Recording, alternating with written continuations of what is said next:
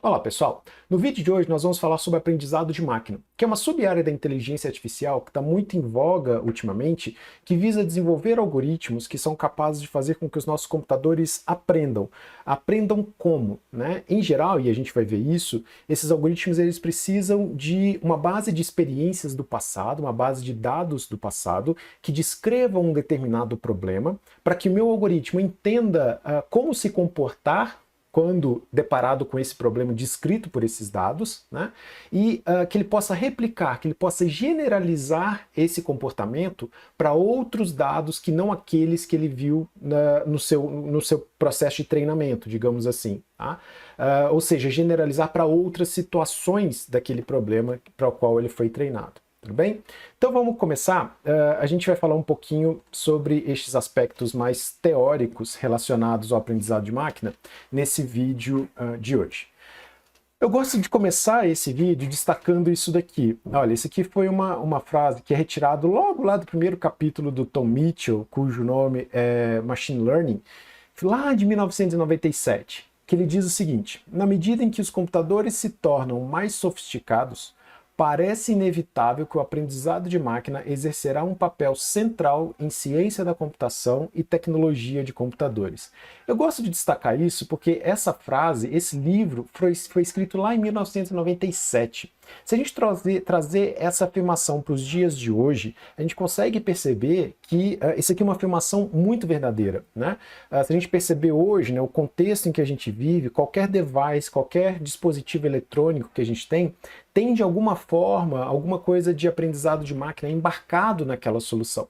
Quer sejam os nossos computadores, quer sejam os nossos smartphones, os outros smart devices. Hoje em dia, qualquer equipamento eletrônico tem alguma coisa de aprendizado de máquina embutido naquele equipamento, né? Então isso daqui é um pouco de verdade, né? Quando se afirma isso daqui, que o aprendizado de máquina exerce, ele previu isso, né, lá em 97, mas hoje a gente pode trazer isso daqui para o presente, né, dizendo que a aprendizado de máquina de fato exerce um papel central em ciência da computação, né? Hoje a gente pode afirmar que a aprendizado de máquina, inteligência artificial, está entre os principais, se não o principal atuante que a gente tem em soluções computacionais, perfeito? Bom, a gente pode então, como eu já disse, né, na abertura aqui do nosso vídeo, definir o aprendizado de máquina como uma sub-área da inteligência artificial, né? Essa sub-área, ela pesquisa métodos computacionais relacionados à aquisição de novos conhecimentos, novas habilidades e novas formas de organizar o conhecimento que já existe. Tá? Então, geralmente, isso daqui, né, essas tarefas de buscar novos conhecimentos, novas formas de organizar o conhecimento já existente, usa o que a gente chama de aprendizado indutivo, né? Que casa bem com o que eu tinha descrito lá no começo desse vídeo, onde o meu algoritmo de aprendizado de máquina, por enquanto, vamos representar esse algoritmo como uma caixinha mágica, né? Que ele recebe um conjunto de dados históricos sobre a realização de uma determinada tarefa, ele faz uma mágica aqui dentro e ele aprende o que a gente chama de uma hipótese, certo? Então, essa hipótese é aquela que vai tentar, da melhor maneira possível, descrever o comportamento que se exige, né, de um agente que está lidando com um problema descrito pelos dados históricos aqui, perfeito? Isso daqui, isso que a gente está mostrando para o nosso algoritmo, né, para que ele faça esse aprendizado, a gente pode encarar como uma amostra de dados, né, frente a todos aqueles dados possíveis deste problema que a gente está tratando, tá? Por isso que a gente diz, né, que isso aqui casa bem com o que a gente conhece por aprendizado indutivo, tá? Vamos fazer uma pequena lembrança aí do que é o tal do aprendizado indutivo já, beleza? Antes disso, a gente vai trazer aqui uma definição formal do que é aprendizado de máquina, retirado lá do livro do Tom Mitchell também, tá? Olha só, a gente diz que um programa de computador é dito aprender a partir de uma experiência então isso daqui nos remete a dados do passado, beleza? Com respeito a uma classe de tarefas T, ou seja, a gente está lidando com um problema específico, tá? Nós estamos falando de uma tarefa específica, nós temos experiências do passado, ou seja, dados do passado que são relativas a essa tarefa T, que descrevem essa tarefa T, tá? E medida de desempenho P, ou seja, eu tenho uma medida que eu vou conseguir dizer se um determinado agente está desempenhando bem essas tarefas T ou não, tá? Então, se seu desempenho em tarefas T, então meu computador aprende quando o desempenho dele, ao realizar essa tarefa T, medido por essa medida P que a gente tem para atribuir, para avaliar o desempenho de um agente nessa tarefa, né? Ele melhora, se esse desempenho melhora com a experiência E. Então, a ideia é a seguinte, à medida que eu vou mostrando dados do passado para o meu algoritmo, né, ele vai aprendendo a como se comportar frente a essa tarefa T, e melhorando a cada dado que eu coloco ali dentro, ele vai melhorando o seu desempenho, certo? Por essa medida que a gente está calculando aqui, tá? Então, quando a gente está falando de problemas de aprendizado de máquina, né, a gente tem esses problemas, em inglês a gente coloca como well-posed problems, né, em problemas bem definidos, né, que a gente tem três características que devem ser observadas, tá? Que é a classe de tarefas, o T, essa classe de tarefas aqui é o T, que a gente está observando, a medida de desempenho, que é o P, e a origem da experiência E, certo? Então eu tenho os meus dados E lá.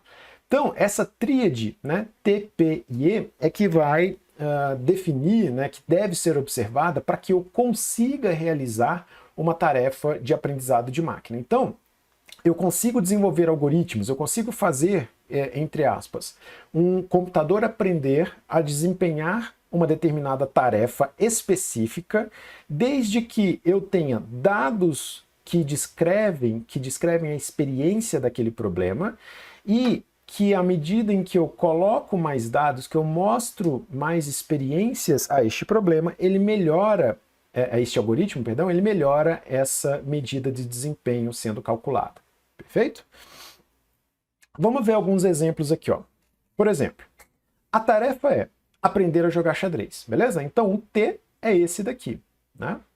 Medida de desempenho. O que eu posso calcular, né, como uma medida de desempenho? Eu posso, por exemplo, utilizando como experiência de treino E, que é fazer o meu algoritmo jogar xadrez contra ele mesmo, né? Então eu só mostro para ele as regras do problema e mando ele jogar contra ele mesmo, né? Eu consigo dizer se esse meu cara está aprendendo à medida em que, quando eu coloco ele para jogar contra um outro adversário, contra um adversário real, por exemplo, ele melhora o percentual de vitórias que ele obtém jogando contra um ser humano, por exemplo. Tá? Então, a minha tarefa é jogar xadrez, a medida de desempenho, percentual de vitórias contra oponentes, e a experiência de treino, de onde que ele vai aprender, onde que ele vai aprender como jogar, como escolher. Por exemplo, pode ser jogar xadrez contra si mesmo. Outra opção de experiência de treino, eu posso utilizar bases de dados de jogadores profissionais, né? Então eu posso colocar lá jogadas de profissionais para ele aprender, né? Histórico de jogos de profissionais, ele pode utilizar isso para aprender a como jogar. E assim por diante, beleza? Outro problema, navegação de robôs, né? O que seria uma tarefa aqui? O que define minha tarefa, né? Seria, por exemplo, dirigir em uma estrada pública usando sensores de visão apenas, né? O que seria uma medida de desempenho P aqui? Né? Eu sugiro que vocês parem o vídeo aqui neste momento para praticar fazer um exercíciozinho, né? De tentar dizer o que seria uma boa medida de desempenho e uma boa experiência de treino neste momento, tá bom? Bom, então o que a gente pode utilizar, por exemplo, né, como medida de desempenho? Podemos dizer aqui, por exemplo, o número de erros cometidos pelo meu algoritmo, né, pelo meu carro que está navegando numa estrada pública, certo? Isso aqui pode ser uma boa medida de desempenho. Eu quero minimizar a quantidade de erros que ele vai fazer, né? Bom, aí dependendo, né, da tarefa, eu posso contabilizar também o tempo que ele levou para desempenhar aquela tarefa, e assim por diante, tá? Tem várias possibilidades que eu posso ter aqui para calcular a medida de desempenho, tá? E de onde que vem essa experiência de treino, né? Vamos pensar que a gente está falando, né? O meu objetivo é dirigir uma estrada pública. A gente tem vários carros hoje em dia que são autônomos, né? Que a gente consegue, eles conseguem navegar de maneira sem qualquer intervenção humana. Como que esses caras são treinados?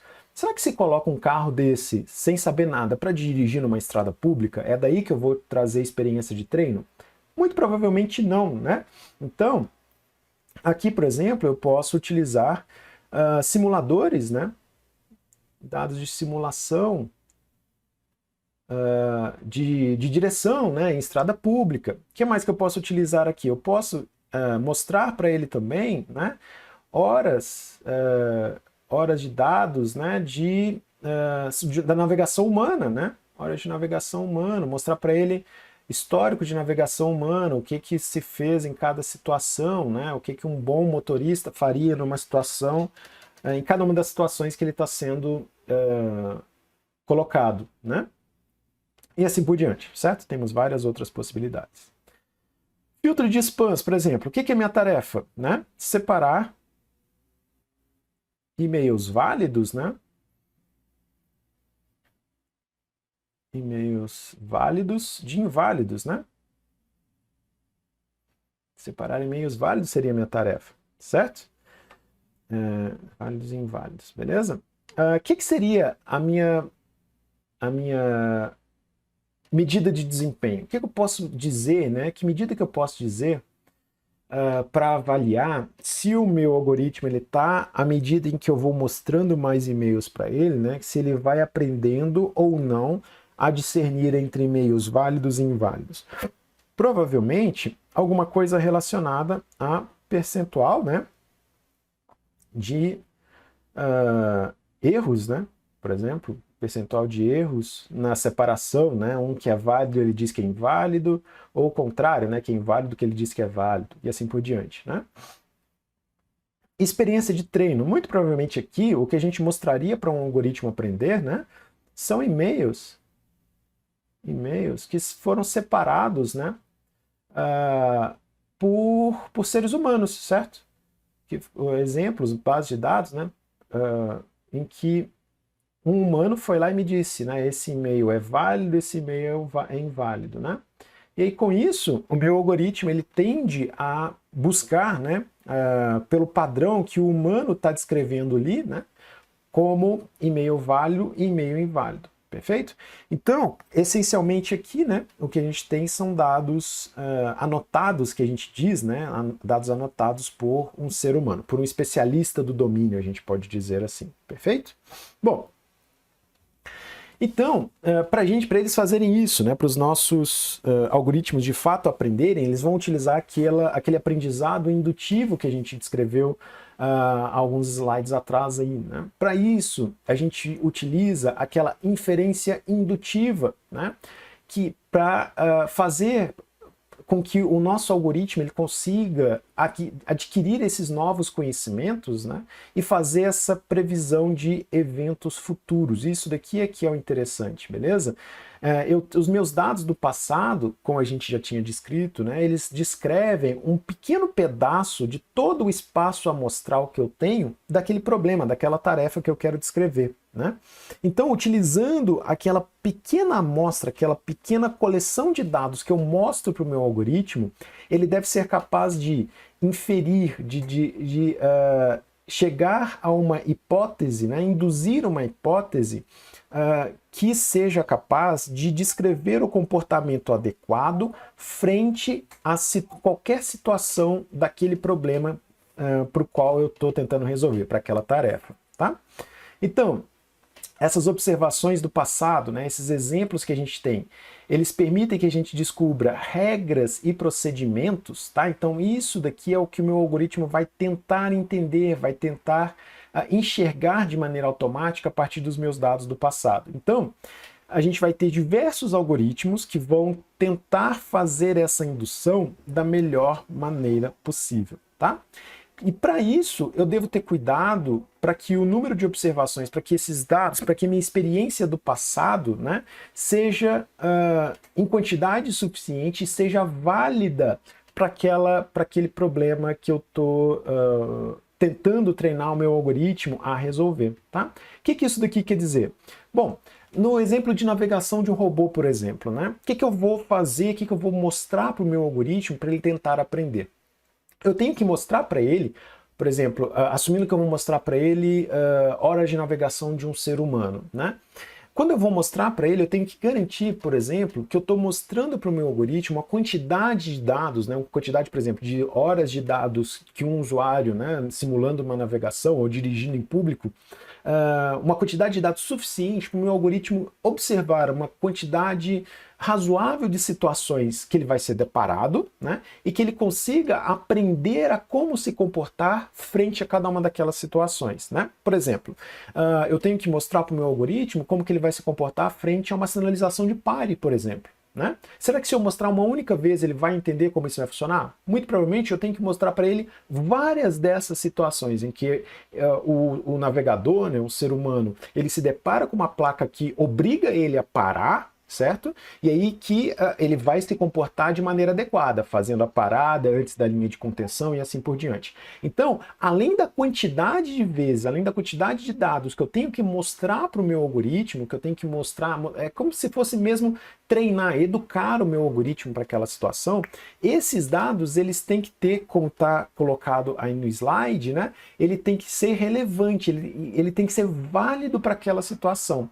O comportamento do ser humano tem que ser adequado frente à situação que ele está sendo exposta naquele momento de navegação, para que o meu algoritmo ele aprenda corretamente a se comportar naquela situação. Então, sempre que a gente vai treinar um algoritmo de aprendizagem de máquina, a primeira preocupação que a gente deve ter é sobre os dados que a gente está utilizando. Por quê? Lembrando, eu estou mostrando para o meu algoritmo uma pequena amostra de toda a situação que ele pode enfrentar naquela tarefa que ele está lidando.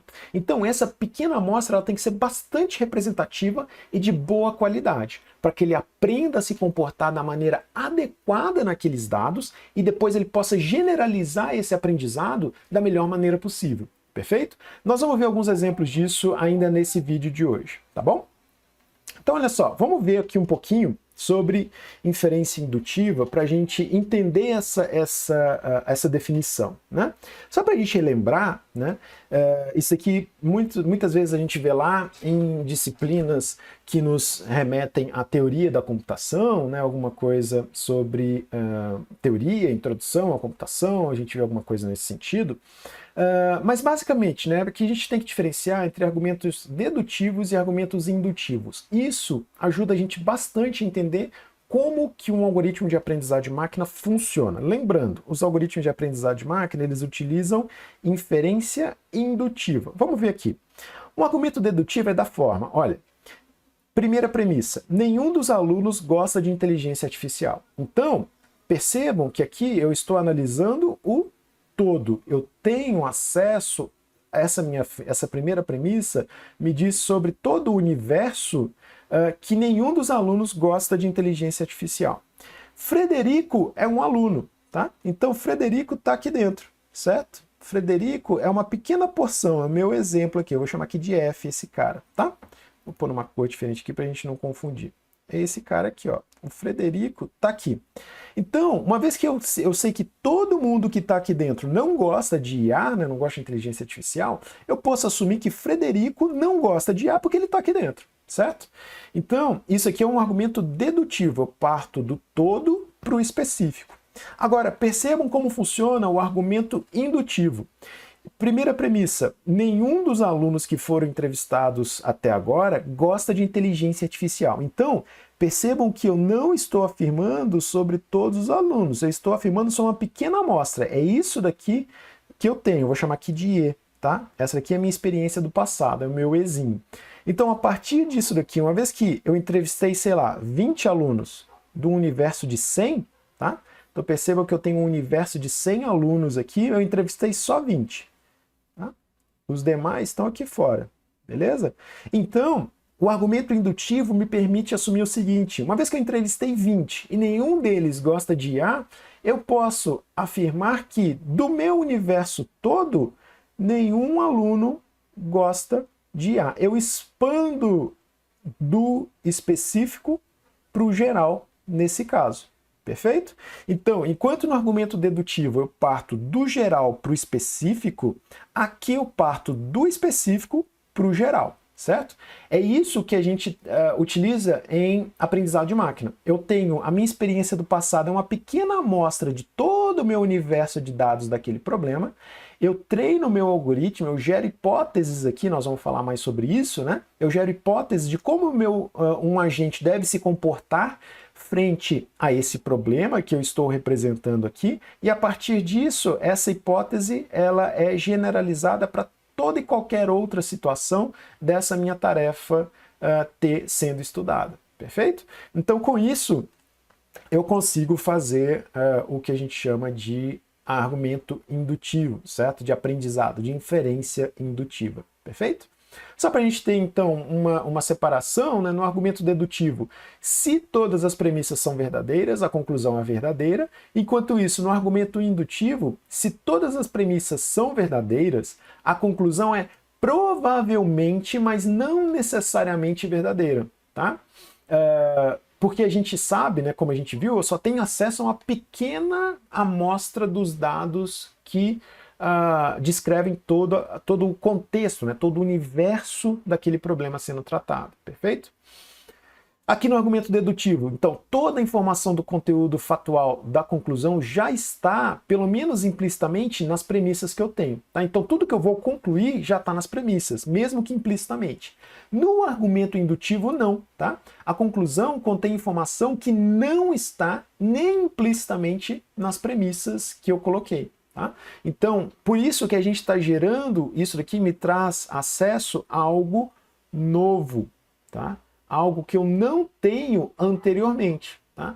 Aqui eu só estou utilizando o que eu já tinha, aqui eu só estou concluindo a partir do antigo, beleza? Esse cara aqui ele me traz algo novo, e é por isso que a gente utiliza aprendizado indutivo, beleza? Então, meu modelo indutivo, né? Por meio de argumentos indutivos, percebam, a gente tem então, é como se fosse os nossos dados, certo? Os dados do passado. Em aprendizado de máquina, a gente gera modelos indutivos formados por hipóteses que representam o conhecimento aprendido. É mais ou menos isso daqui, ó. Por meio de um conjunto de experiência E, que são os meus dados, então esses caras aqui, experiência E, são os meus dados, perfeito? Para uma tarefa T, então são os dados relacionados a essa tarefa, ajusta-se um modelo indutivo. Então, aqui por ajusta-se a gente também pode entender como aprende-se, né? Isso aqui é de onde vem o aprendizado, certo? Então, isso daqui ajusta-se, a gente pode também dizer aprende-se. Um modelo indutivo representado por uma função H, tá? Já já nós vamos falar desse Hzinho aqui, que busca maximizar uma medida de desempenho P, tá? Trazendo aqui para o nosso problema de jogar xadrez, tá? Olha só, a gente vai induzir um modelo H e ajustá-lo, né, aprender esse cara de acordo com os jogos apresentados de maneira a sempre obter mais vitórias, tá? Então, a gente pode assumir algo como o seguinte, olha, eu tenho, vou dizer aqui, uma funçãozinha f de x que me diz o seguinte: frente a uma situação x, a gente pode entender assim, como uma configuração do meu tabuleiro x, esse f vai se comportar otimamente frente a essa configuração. Então, eu posso dizer o seguinte: esse meu f é a forma ótima de jogar frente a qualquer situação do meu tabuleiro. É como se, para toda situação de tabuleiro que eu for deparado, esse f de x, esse f, essa funçãozinha em função desse meu tabuleiro, vai sempre me levar a vitórias, certo? Sempre. é o jogador ótimo. Ele sempre vai me levar à vitória, independente da situação que está aqui, tá? O que a gente tem de h de x aqui, então? Quem que é esse h de x? H de x é uma funçãozinha, é a hipótese que eu estou aprendendo, eu posso entender a minha hipótese como uma funçãozinha que vai se aproximar da melhor maneira possível desse meu jeito ótimo de jogar, tá? Então, isso daqui, né, esse h de x, em princípio, eu não sei como aprender, né? Cada algoritmo de aprendizado de máquina, né, ele vai ter um paradigma para fazer com que, dado a minha experiência E, né, dado meu conjunto de E, eu posso entender aqui o meu conjunto E como sendo, nesse caso, né, um conjunto de diferentes configurações do tabuleiro, né, e assim por diante.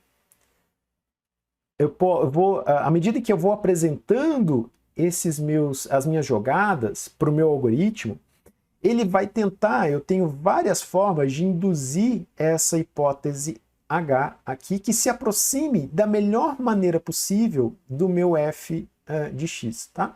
Então, considerando, por exemplo, que meu f de x, ele sempre vai me dar 100% de vitórias, né? Eu vou avaliar o meu h de x de acordo, por exemplo, com o percentual de vitórias que ele está obtendo à medida em que eu vou treinando o meu algoritmo, tá? Quanto mais o meu algoritmo se aproxima de 100% de vitórias, mais ele está se aproximando do meu f de x, tá?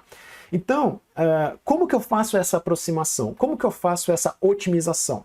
Diferentes algoritmos de aprendizado de máquina vão ter diferentes paradigmas, vão ter diferentes vieses de indução para gerar essas hipóteses, tá? Então, a gente tem na literatura diferentes algoritmos de aprendizado de máquina justamente por isso.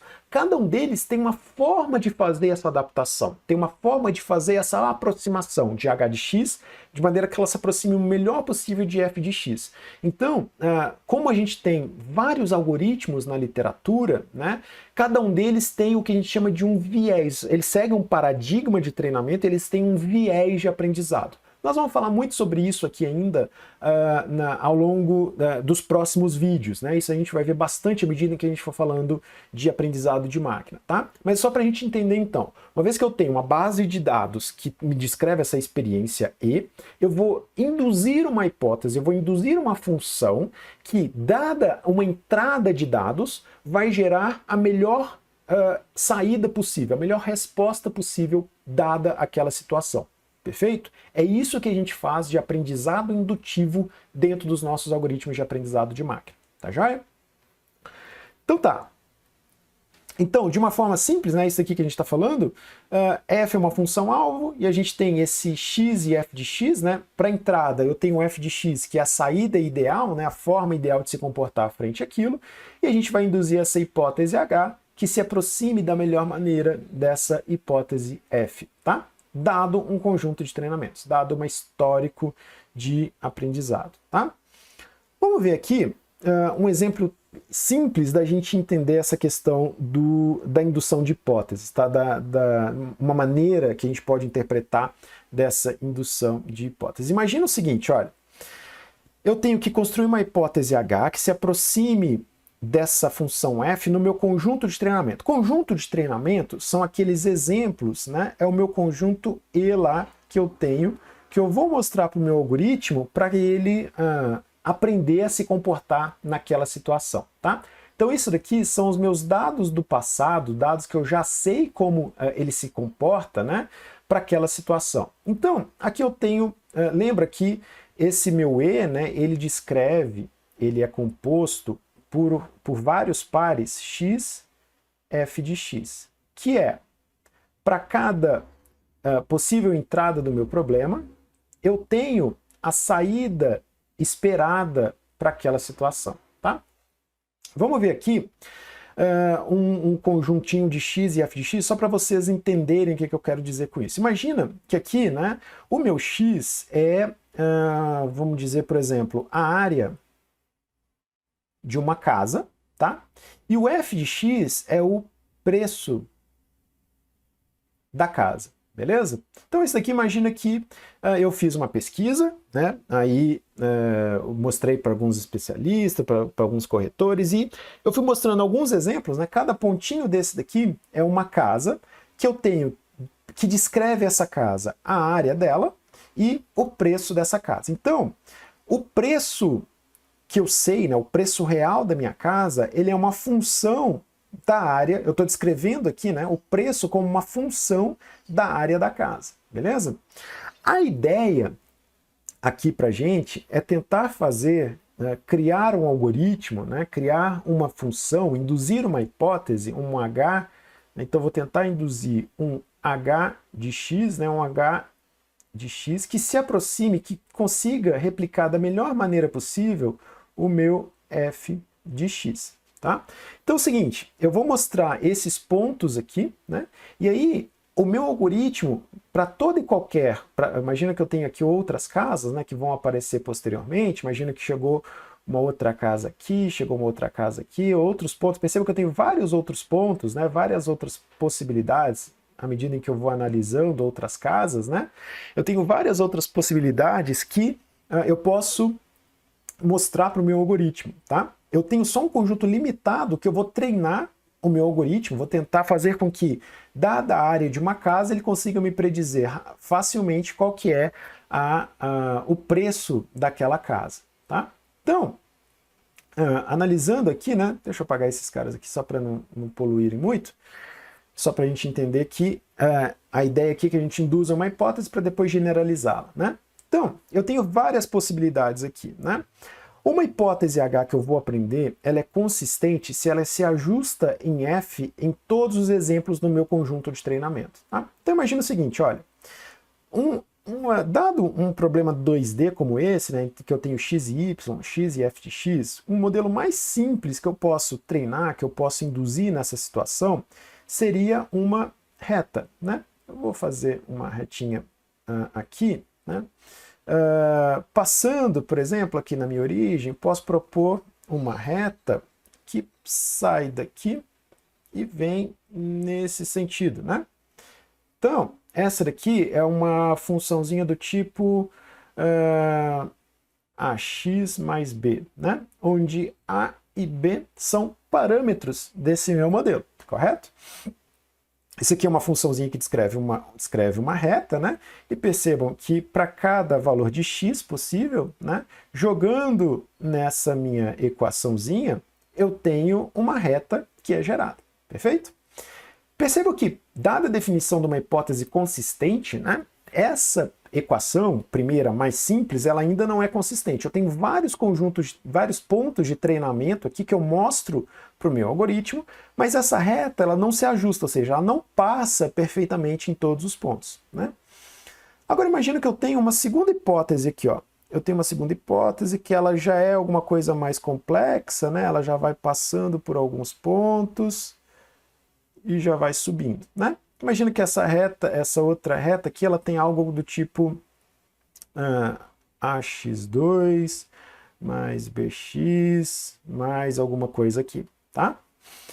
Percebam, ela passa, nesse caso, por mais pontos aqui do meu conjunto de treinamento, né? Então ela me parece mais adequada, mas ela ainda não é consistente, ela ainda não se ajusta a F, né? Não se ajusta, não passa por todos os pontos do meu conjunto de treinamento, beleza?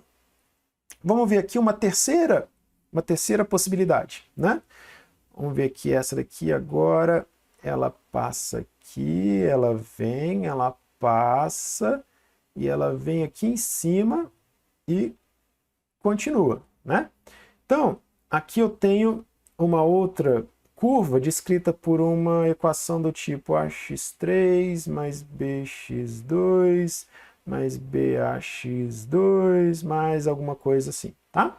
Percebam, ela é mais complexa do que as outras, né? Mas ela ainda, e agora ela é consistente, né? Ela passa aqui por todos os pontos do meu conjunto de treinamento, beleza? Agora vamos ver uma outra possibilidade, uma quarta possibilidade aqui, olha, vamos ver essa equaçãozinha aqui, ó.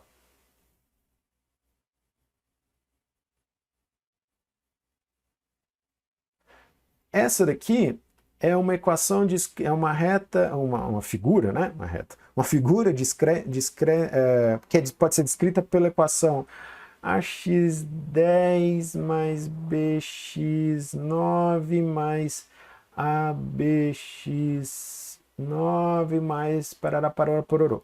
Percebam, ela é bem mais complexa do que essa outra equação e também é consistente. Tá? Então, frente a todas essas possibilidades aqui que eu desenhei aqui na tela, quem é consistente com o meu problema? Essa não é, essa também não é. Essa daqui é, e essa daqui também é, beleza? Então percebam, para um mesmo conjunto de treinamento, imagina que eu treinei, né, o que eu estou mostrando aqui são as equações de 4 modelos possíveis, vamos supor, 4 algoritmos, certo? Essa daqui são 4 hipóteses possíveis que eu induzi frente a esse problema. Essa daqui eu vou chamar de H1, essa primeira, essa daqui eu vou chamar de H2, essa segunda, essa daqui é H3, e essa daqui é a H4. Então, percebam, tenho aqui expostos aqui 4 hipóteses, né, que tentam descrever o comportamento esperado dos meus dados frente a esse problema. Tá? Dentre todas essas que eu mostrei aqui, eu tenho 2 que são consistentes, beleza? E 2 que não são. Então, se eu fosse escolher dentre todas elas, muito provavelmente eu não escolheria essa, nem escolheria essa daqui, certo? Eu optaria ou pela H3 ou pela H4, certo? H3 ou H4 aqui, né? Mas eu só posso escolher uma, né? Eu só posso escolher uma hipótese. Qual que a gente escolhe em geral, tá? Em geral, pessoal, a gente... e aqui eu estou mostrando, vou pular direto para cá. A gente escolhe por aquela hipótese mais simples, tá? Que seja consistente com os nossos dados. Por quê? Vamos olhar aqui, né? Aqui tá desenhado, tá muito parecido com o que a gente tinha lá atrás, só para a gente não voltar. Percebam que, então, das 4 hipóteses que eu tenho, H3 e H4, elas se adequam melhor aos meus dados, certo? Então, elas se adequam, né? Elas são consistentes com os meus dados de treinamento. Então, percebam que essa minha hipótese mais suave, né, a terceira hipótese que a gente tinha desenhado, a primeira que se adequou, né, ela é mais simples do que a H4. Percebam que a H4 ela é muito cheia dos detalhes, digamos assim. Né? Então, quanto menos complexa uma hipótese, quanto mais simples ela for, maior é a chance dela ser generalizável para outros casos, para outros dados que eu não tenho acesso durante o meu processo de treinamento. Tá? Então, em geral, a gente opta, a navalha de Ockham aqui, né, que a gente utiliza, ela diz pra gente que a gente deve optar pela hipótese mais simples que deve ser consistente com os nossos dados. Perfeito? Então, uma vez que eu tenho infinitas hipóteses, tá? Eu tenho infinitas hipóteses que podem ser a solução do meu problema, beleza? Eu tenho infinitas hipóteses que são consistentes com o meu problema. Uma vez que eu tenho várias hipóteses treinadas, ajustadas ao meu problema, eu devo sempre optar por aquela que seja mais simples com os meus dados. Porque, lembrando, eu tenho uma pequena amostra de um todo para treinar um algoritmo, para induzir a minha hipótese. Então, a minha hipótese ela é treinada, induzida aqui dentro, nesse pequeno pedacinho aqui, tá? Se eu deixar ela muito ajustada, se eu deixar ela muito específica a esse pequeno pedacinho, pode ser que ela não consiga ser generalizada depois aos demais dados que eu tenho. Beleza? Nós vamos falar mais disso em outros vídeos, à medida que a gente for falar, por exemplo, de overfitting e underfitting de um algoritmo de aprendizado de máquina. Perfeito? Mas isso é tema para um próximo vídeo, tá bom? Bom, então, quando a gente fala de aprendizado indutivo e aprendizado de máquina, né, a gente tem algumas subdivisões que nós vamos falar rapidamente delas aqui. Tá? Que são o aprendizado supervisionado, o aprendizado não supervisionado, o aprendizado semi-supervisionado e o aprendizado por reforço. Vamos falar rapidamente desses caras aqui, tá? No aprendizado supervisionado, a gente diz que ele é guiado por um professor externo, tá? Então, eu tenho alguém, um especialista, que vai me dizer, então lembrando que eu tenho lá aqueles X os pares x e f de x, né? Aqui, quando a gente está falando de aprendizado de máquina, né, a gente não, para não falar sempre de uma função, a gente por vezes fala de um par x, y, tá? Onde y é esse meu f de x aqui, tá? A saída esperada. Então, o x, via de regra, é um vetor, tá? É um vetor de características, um vetor de atributos que me descrevem aquele problema, beleza? E o y é um atributo classe, que a gente diz, um atributo especial, um atributo alvo, que eu devo prever, né, devo predizer o valor baseado nos valores desse meu x, dos meus dados de treinamento aqui, tá? Então essas características, esses atributos, eu vou utilizar, né, para tentar prever o meu y, tá? Então eu assumo que o meu y é igual a um f de x, tá? Eu digo que o meu y aqui, ele é, que é a saída esperada, né? Eu consigo predizê-lo em função dos atributos de entrada. Lembra que eu falei que a primeira preocupação que a gente tem em aprendizado de máquina é garantir que os nossos dados, né, eles são consistentes. O que isso quer dizer? Uma vez que meu y é uma função dos atributos, né, das características que eu mostro para ele, para o meu algoritmo de aprendizado de máquina, né, esse cara deve ser bom o suficiente para eu conseguir predizer esse atributo de saída aqui, beleza? Esse meu atributo alvo, tá? Então, os parâmetros do meu modelo indutivo são ajustados, são treinados por apresentações sucessivas desses pares x, y. Tá? Então eu tenho aqui uma base de dados imensa que eu coletei, mostrei para um especialista de domínio, e esse especialista aqui, né, a figura dele eu coloco aqui para medir a idade de quem está assistindo a esse vídeo. Né? Coloquem aí no comentário se vocês lembram desse cara aqui, para dizer quem que é esse especialista. Quem souber isso aqui entrega muito a idade, né? Mas enfim, pego os dados, mostro para um especialista e depois, em cima disso, eu tenho o que a gente chama da minha base de dados anotada, né, pelo meu especialista. Então, imagina que aqui eu tenho uma série de linhas, onde cada linha é um paciente, certo? Aqui são os atributos que descrevem esse meu paciente, por exemplo, a idade dele, sexo, peso, se ele tem alguma comorbidade, alguma coisa assim. E aqui na minha classe por exemplo, se esse cara está doente ou se ele não está doente, tá? Então, meu especialista vai dizer, olha, dadas as características que descrevem esse paciente, esse cara está doente, esse não está, esse está, esse não está, esse está, esse não está. Então, é isso que a gente diz que são os meus pares x, y, tá? Lembrando que o x aqui, para mim, é um vetor de características. É esse conjunto de características aqui, tá? Nesse meu caso, é um vetor em que eu tenho 1, 2, 3, 4, 5, 6, 7 características, tenho 7 valores ali dentro desse meu vetor, e a saída é um valor único. Por exemplo, 1 se o cara está doente, 0 se ele não está doente. Tá? Então, eu pego esse conjunto desses pares XY, mostro para o meu algoritmo de aprendizado de máquina que vai induzir essa hipótese, tá? Que vai conseguir separar perfeitamente, né, idealmente, esse cara, essa separação ideal, né, dos caras doentes e não doentes, tá? Então, para a gente ver aqui então, né, reduzindo para um problema 2D, essa separação de pacientes doentes e não doentes, né, saudáveis e doentes, imagina que eu tenho aqui esses pacientes, né, eu mostro esse conjunto de pacientes que um especialista anotou para mim, para o meu algoritmo de aprendizado de máquina, perfeito? E esse cara vai aprender uma hipótese, percebam, tá aqui o meu H de X, ó, a minha hipótese de separação entre pacientes saudáveis e pacientes doentes nesse caso, tá? Aqui, por exemplo, né, eu estou utilizando essa reta, mas percebam que eu tenho infinitas retas aqui, né? Eu tenho aqui uma outra possibilidade, deixa eu usar uma cor melhor aqui, eu tenho aqui uma outra possibilidade de reta que separa perfeitamente entre esses dois caras, tenho aqui uma outra reta, uma outra curva, né?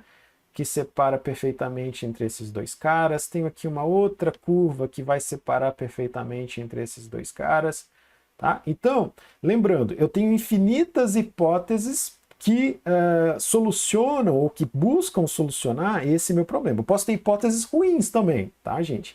Eu posso induzir hipóteses que não são a solução do meu problema. Por exemplo, eu posso induzir uma hipótese aqui, né? que me diz que todo mundo que está daqui para baixo, por exemplo, está doente, todo mundo que está daqui para cima, por exemplo, é saudável, ou vice-versa. Perfeito? Então eu tenho infinitas hipóteses que buscam solucionar o meu problema. Eu tenho que escolher aquela que é melhor, a mais adequada para o meu problema. Mas essencialmente, o que eu quero mostrar aqui para vocês é que toda e qualquer indução que a gente faz utilizando algoritmos de aprendizado de máquina, ela tem uma representação gráfica, né? Eu consigo representar graficamente essa separação, essa indução de hipóteses que eu faço, né? Então, todo e qualquer ponto da minha base de dados de treinamento eu posso jogar num espaço, né? Nesse caso, imagina que eu só tenho duas características, é um espaço 2D, consigo plotar aqui, né? E aí toda hipótese ela tenta fazer a separação, né? Uma hipótese que para mim nesse caso, né? Ela é uma hipótese, uma reta, né? Mais do que duas dimensões, eu tenho hiperplanos, enfim, que buscam fazer a separação perfeita entre esses caras, perfeito? Nós vamos falar bastante disso ainda em próximos vídeos, tá bom, pessoal? A gente vai ter vídeos aqui específicos para a gente mostrar mais um pouco dessa questão da interpretação gráfica das hipóteses dos algoritmos de classificação, tá? O interessante de vocês entenderem é isso daqui, ó. Uma vez que eu tenho uma hipótese, ela foi treinada nos meus dados de treinamento, né? Ela foi induzida, então eu utilizei esses dados aqui para induzir essa hipótese. Uma vez que eu tenho ela induzida, uma vez que eu tenho outros dados que eu não vi no treinamento, então esses daqui são novos pontos, ó. São outros pontos, outros pacientes que eu tenho depois que eu treinei a minha hipótese, para os quais eu medi isso, eu quero tentar predizer se esses caras são saudáveis ou doentes, né? Lembrando que a minha hipótese dizia que todo mundo que estava daqui para cá era saudável e todo mundo que estava daqui para cá era doente, né? Então, utilizando essa hipótese, eu tenho aqui, esse ponto está abaixo da minha reta, ele é saudável, esses dois pontos estão acima da minha reta, eles são doentes, tá? Exemplos de algoritmos que fazem isso e que a gente vai ouvir falar em próximos vídeos. Redes neurais, árvores de decisão, Support Vector Machines, KNN, Naive Bayes e assim por diante, tá? No aprendizado não supervisionado, a gente não tem a figura do anotador, eu não tenho a figura do supervisor, do professor, tá? Então, o que se faz no aprendizado não supervisionado? A gente tenta extrair propriedades que são estatisticamente relevantes dos meus dados, tá? Utilizando para isso só os próprios dados, beleza? Então, por exemplo, imagina que eu tenho lá na minha base de dados, né, esse conjunto de dados, certo? Que não mostrei para um especialista, não tinha um médico para me ajudar, então não tenho a ideia de classe, tá?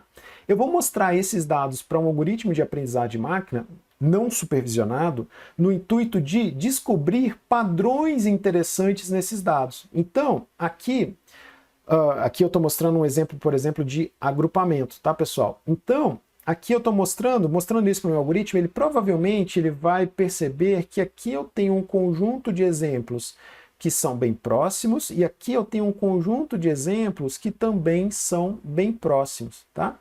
Então, no aprendizado não supervisionado, ele vai me mostrar só padrões nos dados. Eu não sei o que quer dizer. Aqui eu não estou falando mais de classes, eu estou falando de quando a gente for falar em vídeos futuros de agrupamento, isso aqui vai ficar claro. Aqui eu não estou falando de classes, aqui eu estou falando de grupos, tá? Então, eu só achei grupo que é uma propriedade estatística. Eu encontrei dois grupos, um aqui e outro aqui, que eu mostro como saída do meu algoritmo. Percebam que eu não estou fazendo inferência nenhuma sobre o que significa esse grupo, nem o que significa esse grupo. Quem vai analisar esses gráficos é que vai me dizer, tá? Então, exemplos de algoritmos, né, de agrupamento. O K-means, dbSCAN, o UPGMA, tem vários algoritmos que são específicos para agrupamento e nós vamos falar de alguns deles em vídeos futuros, perfeito?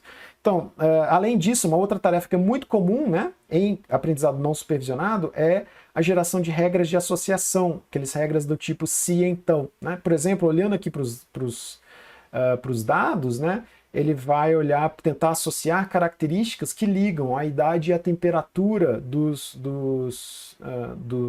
pacientes, né? Então seriam regras do tipo, se a temperatura é menor do que,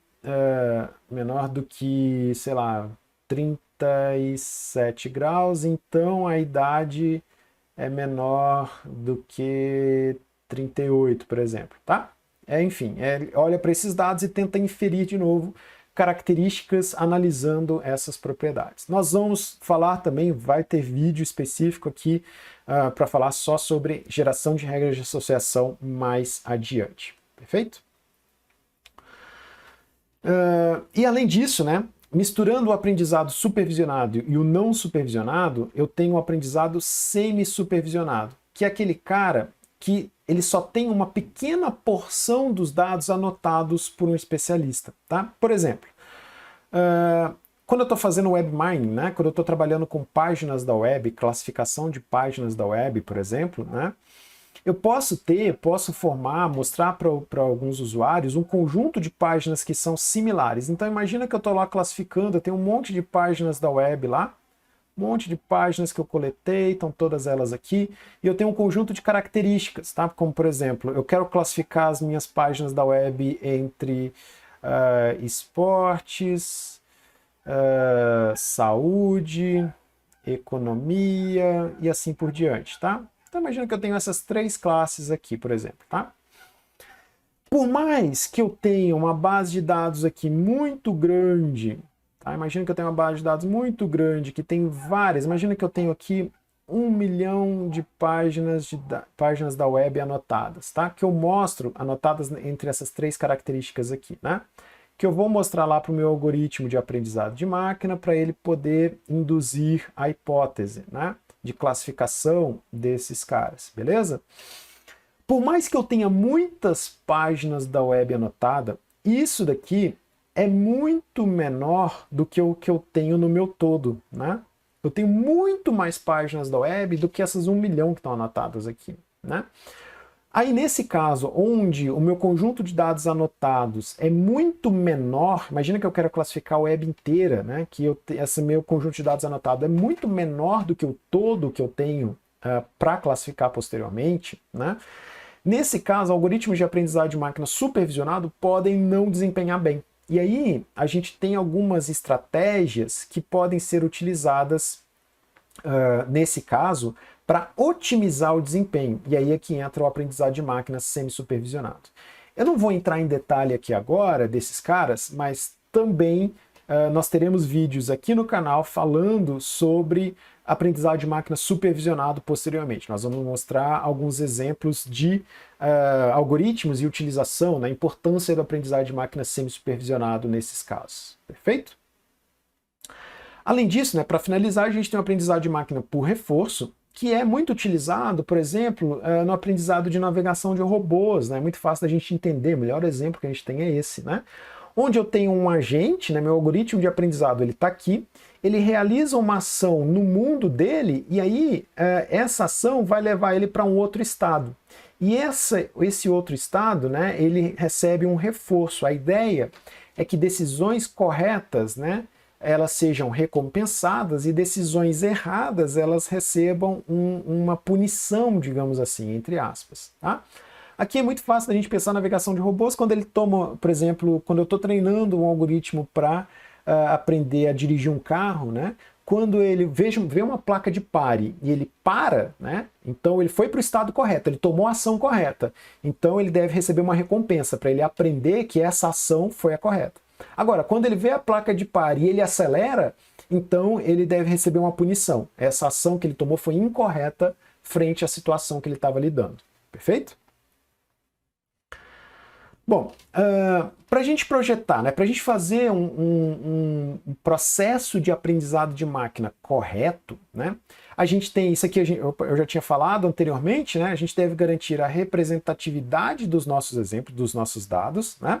Então, os nossos exemplos que eu vou utilizar para treinar, para induzir a minha hipótese, ela deve ser garantida e deve seguir a distribuição semelhante à da população como um todo. Tá? Então, lembrando, eu tenho o todo e eu vou pegar um pedacinho desse todo para treinar meu algoritmo. Mas a ideia é que eu vá selecionando pedacinhos desse todo espalhados para eu garantir que eu tenha exemplos do meu universo que sejam representativos, que consigam representar todo o meu espectro de espaço como um todo, tá? Por exemplo, no jogo de xadrez, né, o conjunto de treinamento considerando um conjunto de treinamento formado apenas por exemplos de jogo contra o próprio programa, né? Então, uma vez que meu algoritmo começa a jogar só contra ele, né, muito provavelmente ele vai ficar localizado num pedaço do meu espaço, localizado algo como aqui, né? Ele vai demorar muito para vir para o outro lado aqui, né? Então isso aqui pode não ser representativo. Eu devo garantir, né, o ideal é que eu mostre, que eu pegue exemplos de diferentes partidas, né, como a gente já tinha falado, usando diferentes usuários, por exemplo, né, sendo jogados por diferentes jogadores experientes, de maneira a cobrir o meu espaço amostral como um todo, tá? Para evitar disso, de mostrar só um pedacinho aqui do meu espaço, para ele não ficar preso em pequenos pedaços, né, do meu espaço como um todo, dele não possibilitar a busca por otimização, digamos assim, dentro de todo o meu espaço, de todo o meu problema. Perfeito? Então, além disso, né, o paradigma de treinamento, além de eu ter meu paradigma de treinamento e dos dados, garantir, entender, né, o que eu vou fazer? É treinamento supervisionado, não supervisionado, semi-supervisionado, por reforço. E os dados, né, de garantir que eu tenho dados que são representativos, eu devo ter mapeados para meu processo de aprendizado a função-alvo, a função que eu quero aprender, né, o tipo de conhecimento, o modelo, como eu vou representar aquele conhecimento, e a técnica de aprendizado. Tá? Vamos passar rapidamente por esses caras aqui. A função é aquilo que vai me dizer, né, o que eu vou aprender e como eu vou avaliar aquilo, né? Como que eu vou verificar o quão bem aquilo foi aprendido. Tá? Então, por exemplo, né, a função-alvo é a função que discrimina perfeitamente entre as classes. Então, lembrando, né, eu tinha lá meus pacientes doentes e não doentes, eu tenho uma função que descreve, que separa perfeitamente entre pacientes doentes e não doentes. Eu quero aprender aquela função, eu quero conseguir simular aquela função, eu quero me aproximar da melhor maneira possível de uma função que separa perfeitamente entre pacientes doentes e não doentes, dadas as características do paciente, né? Em agrupamento, a função de similaridade intragrupos e assim por diante, tá? Exemplo, né? Quando eu vou aprender a diagnosticar pacientes com diabetes. A função é o mapeamento entre características do pacientes e os valores diabético e não diabético. Como que eu vou aprender? Né? Ajustando essa função aos dados disponíveis. Então eu tenho um conjunto de exemplos, né, de treinamento e eu vou utilizar esses caras para fazer esse aprendizado dessa função. E como que eu vou ver se essa minha função foi aprendida corretamente? É verificar quantos pacientes ela consegue diagnosticar corretamente, né? Como que eu vou fazer isso? Na prática, não. O que eu vou fazer usualmente? Eu não posso pôr a vida de pacientes em risco, né? O que eu vou fazer? Eu vou ter aqui meu conjunto de dados que um especialista anotou para mim, né? O que eu vou fazer? Geralmente, nós vamos falar disso em outros vídeos aqui, posteriormente, tá? Mas usualmente eu pego um pedaço desse conjunto que foi anotado pelo meu especialista e eu vou esconder isso do meu algoritmo de aprendizado. Tá? Então, usualmente, eu induzo a minha hipótese utilizando só um pedaço do meu conjunto de dados. Tá? Então, aqui é que eu vou induzir a minha hipótese H de x. Tá? Então, é isso daqui que eu vou utilizar para induzir o meu H de x. E depois eu vou avaliar o meu H de x nesse pedaço de dados aqui. Então, a avaliação, eu vou aplicar o meu H de x nesse meu pedaço de dados aqui que ficou escondido, que não foi utilizado durante o processo de treinamento, certo? E em cima disso daqui é que eu vou medir, por exemplo, o percentual de erros, tá? É em cima disso daqui, desses dados que foram escondidos, que eu vou utilizar para avaliar o meu percentual de erros. Por quê? Nós vamos discutir isso em outros vídeos, mas só adiantando, eu não posso avaliar se uma hipótese foi bem ou mal induzida nos próprios dados que eu utilizei para induzir a minha hipótese, né? Então esses dados que eu estou utilizando aqui para induzir a minha hipótese, eles são o que a gente chama de dados de treino, perfeito? É nos dados de treino que eu vou induzir a minha hipótese, e eu vou avaliar esses meus dados nesse meu conjunto que eu chamo de dados de teste, tá? Mas a gente vai discutir isso posteriormente, beleza? Bom, só para a gente se ater ao que a gente está falando no slide aqui, então, essa é a minha hipótese, né? Eu vou avaliar o desempenho dele, verificando quantos pacientes ela diagnostica corretamente nesse meu conjunto de teste aqui, perfeito? Nós vamos falar mais sobre isso em outros vídeos aqui, beleza? E o modelo de representação, né? Eu tenho várias formas de representar a minha hipótese, né? Existem vários paradigmas de aprendizado de máquina, como, por exemplo, o paradigma simbólico, que utiliza, por exemplo, que utilizam símbolos para representar as minhas hipóteses. Exemplos disso daqui são as minhas árvores de decisão. Conexionistas, que simulam o cérebro, como, por exemplo, as minhas redes neurais. O modelo estatístico, que vão me dar probabilidades, né? Exemplo disso daqui são os modelos de Bayes, né? Baseados em casos, case-based reasoning, evolucionista, que casa com algoritmos genéticos, que já tem vídeo aqui no canal que fala sobre isso, enfim, tá? Dentre todos esses paradigmas, né, diversos modelos podem ser encontrados. Então, dentre todos esses paradigmas aqui, eu tenho alguns modelos, dentro de cada um deles, né, que pode ser utilizado para representar a minha hipótese, tá? Modelos matemáticos que eu tenho, por exemplo, regressão linear, redes neurais, máquinas de vetores de suporte. Modelos simbólicos, eu tenho as minhas árvores de decisão, regras e redes semânticas.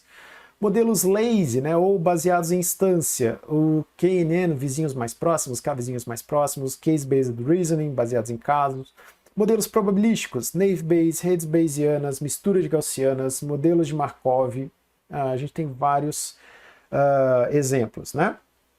Então perceba que eu tenho várias escolhas a serem feitas, né, para modelar o meu problema. E nós vamos navegar por essas escolhas em próximos vídeos aqui no canal, beleza? Técnicas de aprendizado, né? Também para cada um deles, né, dado um tipo de modelo, uma função-alvo e um conjunto de objetos de treino, eu tenho que ter algum mecanismo para, a partir dos meus exemplos, certo? A partir dos exemplos, criar um modelo, né? Conseguir fazer um modelo que se adapte bem à minha função-alvo, beleza? Que represente bem a minha função-alvo, que treine a minha função-alvo, tá? Então, isso daqui tem muito a ver com o que eu já citei aqui no vídeo, que é a questão de viés de busca, tá? Ou viés de representação, tá? De busca barra representação, beleza? Então, diferentes algoritmos de aprendizado de máquina vão apresentar diferentes viés de busca ou de representação, ou os dois, tá? O que isso daqui quer dizer? Quer dizer que diferentes algoritmos de aprendizado de máquina vão representar o meu aprendizado de uma maneira específica e vão fazer aquele processo de otimização, de aproximação de indução da minha H de X lá, lembra? Da minha hipótese, de uma maneira diferente. Então, diferentes algoritmos de aprendizado de máquina vão fazer esse processo de otimização, isso aqui é essencialmente um processo de otimização, de diferentes maneiras, tá? Esse mecanismo, né, que é o mecanismo de aprendizado, que vai aprender a minha hipótese, né, ele é essencialmente uma técnica de busca. Então, em vídeos aqui que a gente viu sobre busca, né, quem não lembrar, volta lá nos vídeos que a gente falou sobre busca, né, aqui no canal tem alguns vídeos falando sobre isso, a gente pode falar, né, sobre diferentes formas de buscar, de otimizar, de encontrar essa solução para o meu problema. Lembra? A solução para o meu problema é o f de x, certo? É a função ótima. Isso daqui é meu estado final. Eu tenho, óbvio, eu quero chegar aqui, mas eu tenho várias outras hipóteses, né? Tem um H', um H duas linhas, um H três linhas, infinitas hipóteses que vão se aproximar de alguma forma do meu f de x. Eu tenho que, dado o meu espaço de busca como um todo, chegar a uma dessas hipóteses, né? Então eu vou navegando no meu espaço de busca aqui, né, de maneira a chegar da melhor maneira possível numa hipótese que vai se aproximar da melhor maneira possível da minha solução para o meu problema, tá? Que vai representar da melhor maneira possível a minha função-alvo. Perfeito? Bom, então, por fim, né, a gente tem que falar aqui de avaliação dos nossos modelos, né? Uma vez que eu induzi um determinado modelo, eu tenho que validá-lo, eu tenho que avaliar aquele meu modelo, né? Que basicamente vai ser medir, né, calcular a eficácia desse modelo para resolver a minha tarefa. Tá? Como que a gente avalia os nossos modelos? Em geral, a gente utiliza isso daqui, ó, avaliação experimental. Utilizando, por exemplo, medidas de acurácia, né, ver o quanto, acurácia de teste, perceba que eu estou falando aqui de conjunto de teste, tempos de treinamento e assim por diante. Tá? Como que eu faço isso? Utilizando experimentos controlados. Tá? Então, utilizando experimentos controlados, eu vou medir o desempenho do meu algoritmo, a acurácia preditiva dele no meu conjunto de teste, ou medir o tempo que eu levo para treinar aquele meu algoritmo, e assim por diante. Tá? E analisar, né, eu devo, via de regra, lembrando que eu tenho diferentes algoritmos, cada algoritmo vai me gerar uma hipótese distinta, que é uma possível solução para aquele meu problema, e eu devo comparar essas diferentes hipóteses utilizando alguma medida. Tá? Para isso, a gente vai, por exemplo, calcular a acurácia de cada um deles. Né?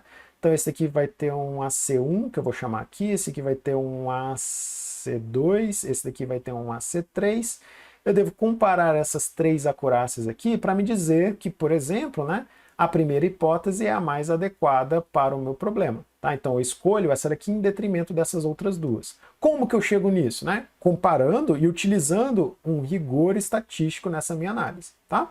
Nós vamos falar bastante sobre isso quando a gente vier falar aqui de formas de avaliação de hipóteses aqui no canal, beleza? E além disso, né, uma outra forma que é menos utilizada, mas que via de regra pode ser uma solução, é fazer uma avaliação teórica das nossas hipóteses, né?